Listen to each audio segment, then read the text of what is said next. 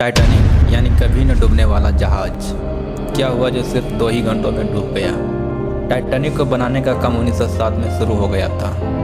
अगले 3 साल में ही कड़ी मेहनत के बाद टाइटैनिक बनकर तैयार हो गया। अब बारी थी इसकी टेस्ट करना। टेस्ट पास करते ही पूरी दुनिया में इसकी मार्केटिंग की गई, जिसका हेडिंग था अनसिंकेबल टाइटैनिक यानी कभी न डूबने वाला जहाज। 10 अप्रैल 1912 इंग्लैंड के शहर साउथहैम्पटन से टाइटैनिक अपनी पहली सफर के लिए रवाना हुए, जिसकी मंजिल थी अमेरिका के शहर न्यूयॉर्क जाना।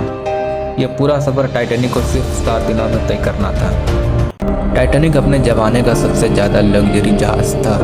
इस जहाज में हर तरह के लोग बैठे हैं, बड़े बड़े बिजनेसमैन और एक्टर से लेकर मिडिल क्लास के लोग। इस जहाज में टोटल 1500 लोग बैठे हैं। टाइटैनिक में वह सभी फैसिलिटी मौजूद था जो बड़े बड़े होटलों में होता है। टाइटैनिक को संभाल रहे हैं 40 साल के experience captain Edward Smith. Titanic जहाज को नॉर्थ अटलांटिक ओशियन से गुजरते हुए न्यूयॉर्क जाना था, जिसमें बड़े बड़े बर्फ के पहाड़ मौजूद हैं, जो कि किसी भी जहाज के लिए खतरा होता है। दूसरी तरफ टाइटैनिक को सिर्फ 7 दिनों में न्यूयॉर्क पहुंचना था, इसलिए जहाज का स्पीड काफ़ी हाई रखनी पड़ी।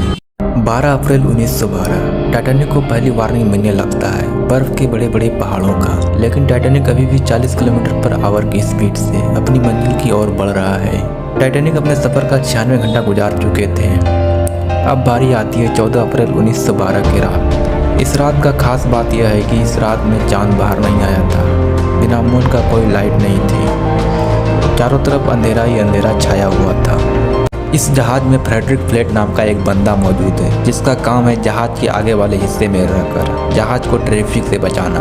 रात के ठीक 11:39 पर फ्रेडरिक फ्लेट देखता है एक अचानक से बर्फ के पहाड़ आ रहा है। जल्दी से 3 बार इमरजेंसी घंटी लगाता है, फिर जल्दी से फ़ोन उठाकर कॉन्टेक्ट करता है ऑफिसर से, चिल्लाकर कहता है सामने हमारे बर्फ के पहाड़ हैं, जल्दी से जहाज को मोड़ो।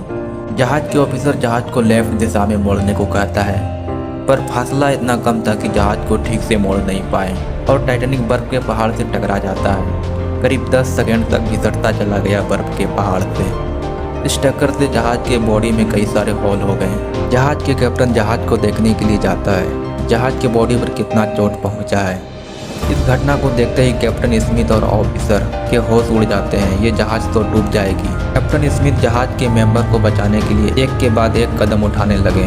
रेडियो पर डिस्ट्रेस कॉल भेजा गया, जिससे आसपास के जहाज शायद बचाने आ जाए। वहीं कुछ लोग रॉकेट जलाने लगे हवा में, ताकि आसपास के शिप हमारे ओर ध्यान दें, पर अब तक कोई रिस्पॉन्स नहीं आया।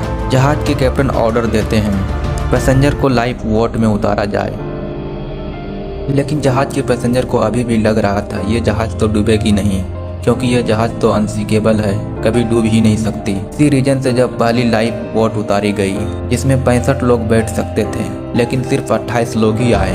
टाइम के साथ साथ एक के बाद एक कंपार्टमेंट पानी से भरता गया। अब पैसेंजर को लगने लगा यह जहाज डूब सकता है। इसके बाद लोगों के बीच एक हड़कंप सा मच गया।